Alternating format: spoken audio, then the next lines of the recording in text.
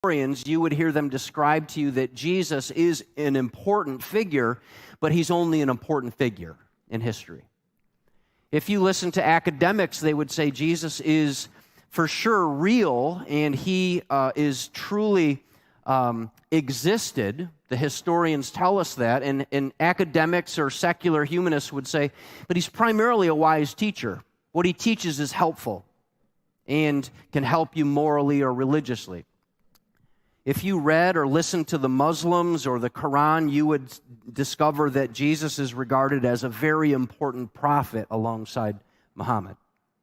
But that's all he is. He's just another prophet. Social justice workers would say Jesus was a social justice warrior, always advocating politically for the upheaval of oppression and fighting against the oppression of those who are in power. If you listen to the atheists, you would hear them describe Jesus as primarily a myth for people like you, mostly, who are weak. And you need a crutch, or you need some fable or fantasy to believe in order to really make it through life. And if you listen to the agnostics, they would say that Jesus he's a typical religious leader who may or may not be divine. He may or may not be God. He may or may not be who he said he is, but we just don't know. If you listen to American gospel preachers, they would say Jesus is the key figure, the key character, the essential piece of God's plan and desire to prosper your life.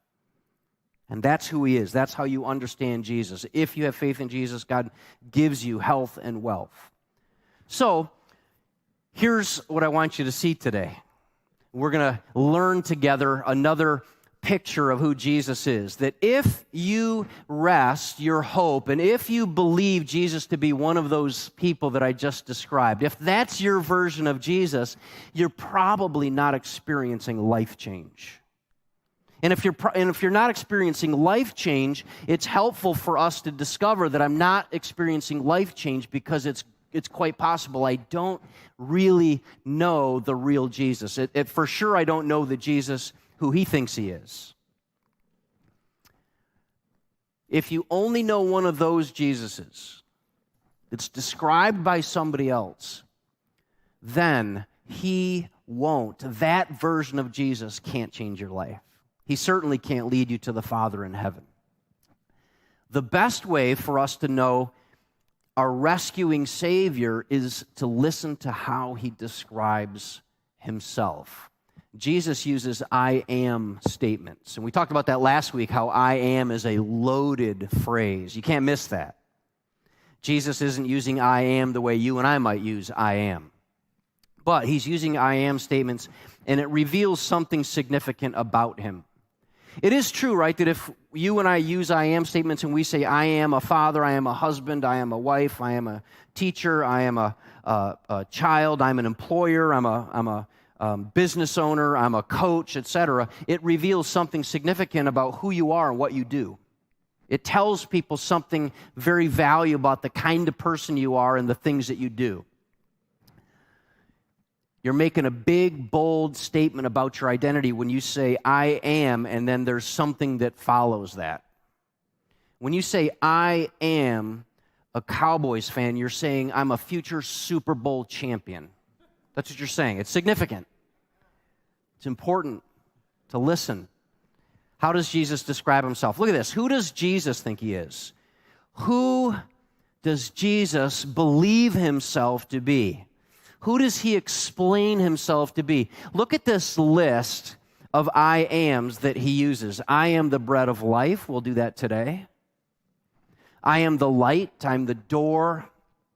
I'm the good shepherd. I'm the resurrection. I'm the way. And I'm the vine.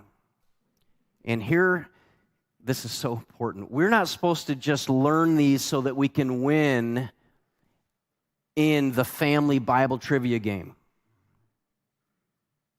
Instead, we're to read these, and it's supposed to light us up with expectation and insight that this is God's character. Jesus is revealing to us who he is. In other words, this is revealing to us something important. It's helping us to understand that he has glorious character, and he describes that to us with these phrases. And also, it's a motivator to worship. We'll be reviewing this idea every single week of the series, that he says, I am, all these things, and it, not just for us to fill our brains with knowledge, but for us to see his glorious character more clearly, and also as an impetus for us to worship him. Our life with Jesus isn't compelled by religion. It isn't compelled by expectation. It's not compelled by tradition. It's based on a clear grasp of who he is. And today we're going to learn together Jesus' description